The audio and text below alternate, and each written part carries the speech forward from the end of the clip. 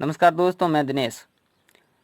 आज अपन सीखते हैं गणित के कुछ बेसिक नियम, गणित की शाखाएं, गणित की परिभाषा और शुरुआत करते हैं अंक गणित की। तो सबसे पहले गणित की परिभाषा। गणित वह शास्त्र है जिसमें गणनाओं की प्रधानता होती है। आप याद करना, थोड़े पहले नियम याद रखो, आप उसके जो थॉट, उसके विचार, नियम है उनको याद करें, फिर बाद में बढ़े। और गणित है जो तार्किक विचारों का विज्ञान है, यानी गणित पढ़ने से, गणित समझने से हमारे मस्तिष्क में तर्क करने की आदत पड़ जाती है। तो गणित एक तर्क शास्त्र की शाखा है। गणित में सर्वप्रथम अंक गणित आता है, जो अंकों का गणित होता है। इसमें अंकों का गणित यानी लाभ, हानि, प्रतिशत, बटा वगैरह अपन पढ़ते हैं। इसके बाद में बीज गणित आता है, जिसमें बीज गणित यानी बीजों का गणित। बीज किसे कहते हैं? जो अज्ञात राशि होती है उनको दर्शाने के लिए जिन अंग्रेजी वर्ण एक्स वाई जेड या हिंदी वर्ण क ख ग का प्रयोग करते हैं उन्हें बीज या बीजांक कहते हैं। और बीज का दूसरा नाम चर राशि होता है, जो एक्स वाई जेड। और चर और एक दूसरी राशि होती है अचर राशि, जिसका मान परिवर्तनशील नहीं होता है, इसका मान फिक्स होता है 1 2 3। और जब चर व अचर के बीच में अपन जो गणितीय चिन्ह लगाते हैं, प्लस माइनस या गुणा भाग, तो इनसे बीजीय व्यंजक बनता है। जब बीजीय व्यंजक की घात अगर पूर्ण संख्या में है, बीजीय व्यंजक की घात अगर पूर्ण संख्या में है, जैसे ये x square plus x plus 1, इसकी घात क्या है पूर्ण संख्या में? इसकी घात कितनी है? 1। इसकी घात कितनी है? 0। ठीक है। तो जब बीजीय व्यंजक की घात अगर पूर्ण संख्या में है तो उनसे बनेगा बहुपद। बहुपद अगर अपन पढ़ते हैं तो बहुपद घात के आधार पर रेखिक, द्विघात, त्रिघात और पद के आधार पर एक पदी, द्विपदी और त्रिपदी। ये जो अपन बाद में पढ़ेंगे बीजगणित में विस्तार से। फिर आता है ज्यामिति। दोस्तों, ज्यामिति, ज्या का मतलब भू यानी भूमि, और मिति का मतलब होता है माप, यानी भूमि का माप। और दूसरा नाम इसका है रेखा गणित, यानी रेखाओं का गणित। इसके बाद में आता है त्रिकोणमिति। त्रिकोणमिति दोस्तों, त्रिभुज, समकोण त्रिभुज के 3 कोण और भुजाओं के मध्य जो संबंध होता है उसका अध्ययन किया जाता है, उनको त्रिकोणमिति कहते हैं। फिर बाद में आता है क्षेत्रमिति। क्षेत्रमिति में परिमाप, कोई भी आकृति है, जो आकृति होती है 2 प्रकार की, 2D और 3D, इनका परिमाप, क्षेत्रफल और आयतन ज्ञात किया जाता है, वो इसमें आता है क्षेत्रमिति में। तो ये तो ही बेसिक बातें। फिर अपन आज शुरू करते हैं संख्या पद्धति में। संख्या पद्धति यानी संख्या पद्धति किसे कहते हैं? यानी कोई भी अंकों पर एक नियम पूर्वक विवेचना या गणना करना, और गणना करने की विभिन्न प्रकार की विधियां अपनाई जाती हैं, उन्हें संख्या पद्धति कहते हैं। और संख्या कैसे बनी वो आप ध्यान से देखना। संख्या यानी संख्या से सबसे पहले क्या आए थे दोस्तों? अंक आए थे। क्या होते? अंक, गिनती के अंक, 1 2 3, ये अंक, इनको क्या बोला गया? अंक।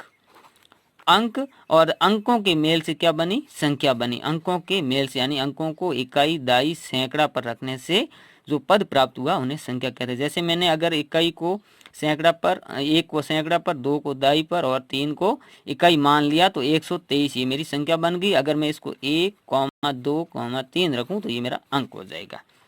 तो अंकों को प्रचलन में सब समय के साथ साथ में संख्याओं का भी विकास हुआ। कैसे हुआ? देखिए, सर्वप्रथम जो संख्या प्रचलन में आई थी वो संख्या थी प्राकृत संख्या, जो 1 से शुरू होकर के अनंत तक गई, जो दाईं और संख्या का मान बढ़ता है। सबसे छोटी प्राकृत संख्या 1 और सबसे बड़ी संख्या अज्ञात होती है, जो अपरिमित होती है, अपन ज्ञात नहीं कर सकते हैं। और ये संख्या 1 से दाईं तरफ अपरिमित रूप से बढ़ती है, इस बात का ध्यान रखें। और अगर संख्या प्राकृत के बाद में संख्या जो पूर्ण आई, वो पूर्ण कैसे आई दोस्तों? यहाँ ध्यान देने योग्य बात है कि अगर मैंने जब वैज्ञानिकों ने, गणितज्ञों ने जब समीकरण सरल करना शुरू किया, तो समीकरण जैसे x + 7 = 7 को हल किया तो उसका x का मान जो कितना आया? 7 आया, यानी x = 7 - 7, यानी x को इधर ट्रांसफर किया तो बराबर कितना आ गया? 0। 7 में 7 शून्य। अब देखिए, शून्य तो इसमें है ही नहीं, तो फिर शून्य को रखेगा, तो उन्होंने नई संख्या का नाम दिया, यानी शून्य को शामिल किया। किसमें? प्राकृत संख्या में। प्राकृत संख्या में शून्य को शामिल करने से जो नया नाम संख्या का दिया गया, वो संख्या का नया नाम क्या दिया? पूर्ण संख्या। यानी प्राकृत संख्या में शून्य को शामिल करने से बनी संख्या पूर्ण संख्या कहलाती है, जो 0 से शुरू होकर के अनंत तक जाती है। यानी इसको होल नंबर कहते हैं, जो 0 1 से शुरू होकर के अनंत, यानी सबसे छोटी पूर्ण संख्या 0 और सबसे बड़ी संख्या बता सकते हैं आप? नहीं बता सकते हैं, अज्ञात। फिर वही अगर उसी प्रकार से समीकरण को और सरल किया। अगर समीकरण x + 15 = 6 को हल करें तो x = x का मान -9 आएंगे। आप करके देख लेना। तो जो पूर्ण संख्या नहीं है, -9 पूर्ण संख्या नहीं है, तो यहाँ पर कैसे रखें? तो इसलिए उन्होंने ऋणात्मक संख्या और धनात्मक संख्याओं के दोनों को समूह को शामिल करके एक नया नाम दिया, जिसका नाम दिया पूर्ण संख्या। जो मेरा जो ये शून्य है, इधर ये माइनस की संख्या और इधर प्लस की संख्या। तो दोस्तों जो इधर की और दाईं ओर संख्या का मान बढ़ता है, दाईं ओर संख्या का मान बढ़ता है और बाईं ओर संख्या का मान घटता है, इस चीज़ का ध्यान रखें। तो आप देखिए -1 के इधर जितनी भी संख्या आएगी वो छोटी होगी -1 से, यानी -4 -1 से छोटा है, तो शून्य से ये इधर के सभी अंक छोटे। यानी कि मैं यहाँ लिखूँ -1000, 1000 और माइनस का लिखूँ मैं 100 और लिखूँ मैं -1। तो दोस्तों बताओ सबसे बड़ा कौन है? सबसे बड़ा होगा -1। सबसे छोटा कौन होगा? -1000 होगा। इस बात का ध्यान रखें। तो हो गई संख्या प्राकृत संख्या 1 से शुरू होकर अनंत तक, और पूर्ण संख्या 0 से शुरू होकर के अनंत तक, और पूर्ण संख्या ऋणात्मक और धनात्मक संख्याओं के समूह को पूर्णांक संख्या कहते हैं। इसके बाद में देखिए खास अपने जो 10th में भी आती है सब जगह, ये परिमेय संख्या, यानी ऐसी संख्या जिसको भाग यानी एक पूर्णांक से 0 को छोड़ करके दूसरे पूर्णांक से अगर विभाजित किया जा सके तो उसे अपन क्या बोलेंगे? परिमेय संख्या, यानी P/Q के रूप में लिख सकें। और जहाँ Q का मान 0 नहीं होना चाहिए। दोस्तों क्यों नहीं होना चाहिए? यहाँ मैंने सिद्ध करके बताया कि अगर मैं 0 में किसी भी संख्या का अगर भाग दूंगा तो मेरा उत्तर क्या आएगा? 0 आएगा। लेकिन अगर मैं किसी संख्या में अगर 0 का भाग दे दूं, यानी Q = 0 मान लूं, तो मेरा जो रिजल्ट आएगा अपरिभाषित आएगा, यानी अनंत आएगा, यानी शेषफल बार बार वही आता रहेगा। और खास बात इसको याद रखें, सभी प्राकृत, पूर्ण, पूर्णांक, भिन्न संख्याएं सभी ये परिमेय संख्याएं होती हैं।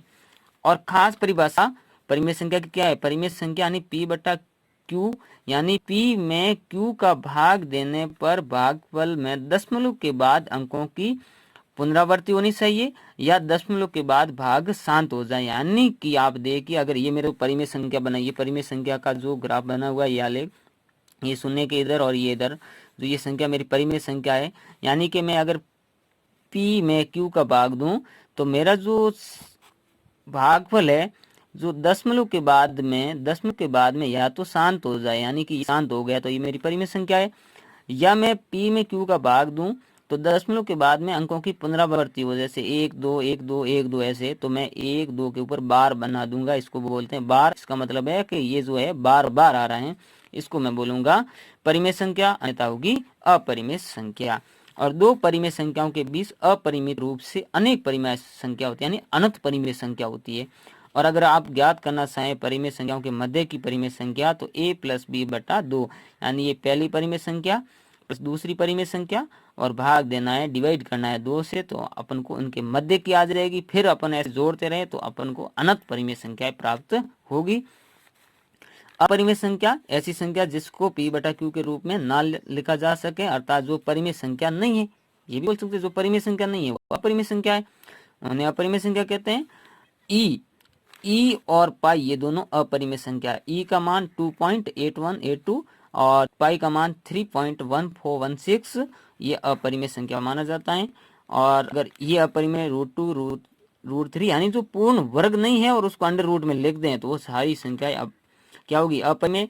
या अगर किसी संख्या में अगर अपन भाग देते हैं तो भाग देने पर जो संख्या की पुनरावृत्ति भी ना हो और भाग शांत भी ना हो, अलग अलग संख्याएं भाग बढ़ता ही जाए, कभी शांत ना हो, वो होती है अपरिमेय संख्या। फिर अपन पढ़ते हैं अभाज्य संख्या, ऐसी संख्या जिसमें एक और खुद के अलावा और किसी तीसरी संख्या का भाग ना जाए, अर्थात जिनके सिर्फ 2 ही टुकड़े हो, 2 ही गुणनखंड हो। जैसे मैं यहाँ 3 लेता हूँ तो 3 के टुकड़े, 3 में एक तो एक का भाग जाता है और एक 3 खुद का जाता है, तो इसके टुकड़े कितने हुए? 2 हुए। तो ऐसी संख्या को मैं बोलूंगा अभाज्य संख्या। सबसे छोटी संख्या 2 अभाज्य है और ये सम भी है और अभाज्य भी है, ठीक है, अर्थात जिनके सिर्फ 2 ही गुणनखंड हो, जैसे 2 3 5 7 11 13 और आगे आप ज्ञात कर सकते हैं, यानी परिभाषा याद रख लीजिए। फिर इसके बाद में आती है भाज्य और अभाज्य संख्या को रूढ़ संख्या भी कहते हैं, ठीक है, और असंयुक्त संख्या भी कहते हैं। भाज्य संख्या यानी संयुक्त संख्या जिनके कम से कम 3 गुणनखंड होने चाहिए। जैसे ये 4, 6, 8, 9 और अलग परिभाषा दूं तो ऐसी संख्या जिसमें एक और खुद के अलावा और भी संख्याओं का भाग जाए उसे बोलेंगे अपन भाज्य संख्या। सम संख्या जिसका इकाई का अंक 2, 0, 2, 4, 6, 8 है तो वह सम संख्या कहलाएगी। ये है उदाहरण। इसके बाद में अगर अपन पढ़ते हैं विषम संख्या तो जिसका इकाई का अंक 1, 3, 5 है तो वह होगी विषम संख्या, जो यहाँ ये लिखा गया उदाहरण। इसके बाद में 6 अभाज्य संख्या, ये याद रखें दोस्तों 10वीं में काम आते हैं कि जिन दो अंकों का या दो संख्याओं का मस्सप 1 होता है वह 6 अभाज्य संख्या कहलाती है। यानी 1 और 2 का मस्सप कितना होगा 1, 3 और 5 का मस्सप कितना होगा 1। यानी कोई भी लगातार संख्याओं का लगातार संख्या है तो वो हमेशा 6 अभाज्य संख्या होगी। और लगातार अभाज्य संख्याओं का मस्सप 1 होता है तो वह 6 अभाज्य संख्या होती है। तो धन्यवाद दोस्तों, ये तो है संख्या के प्रकार। ठीक है, और अब अपन पढ़ रहे हैं संख्याओं के गुणधर्म पढ़ेंगे। धन्यवाद दोस्तों वीडियो देखने के लिए, और अगला वीडियो के लिए आप इस वीडियो को लाइक, कमेंट और शेयर करें।